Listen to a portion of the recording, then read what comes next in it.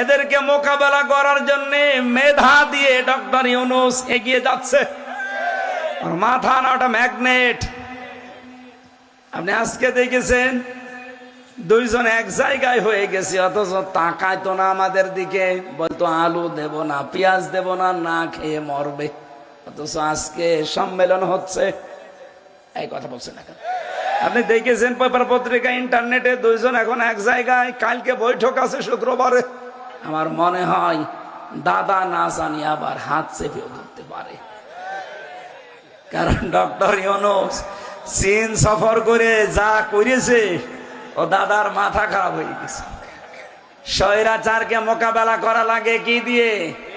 মেধা দিয়ে। বলেন বলেন, আরো জোরে বলেন। এই জন্য স্বৈরাচারের কথাটা শোনার পরেই নাম দিয়েছিল রাজাকার। কি কথা বলছেন এখানে? মেধার কথা যখনই বলেছে নাম দিয়েছে কি?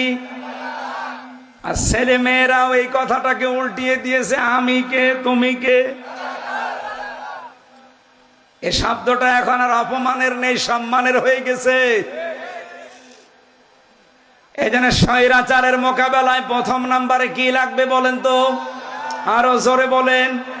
2 নম্বরে শুধু শিক্ষা ব্যবস্থায় মেধা এলেম জ্ঞান থাকলেই হবে না, এ জ্ঞান থাকা লাগবে আসমানি জ্ঞান। আপনি দেখেছেন এই 15.5 বছরে জ্ঞানকে, এলেমকে, শিক্ষাকে এমন জায়গায় নিয়েছে, ডিম ভাজা আলু ভর্তা শিখাতো,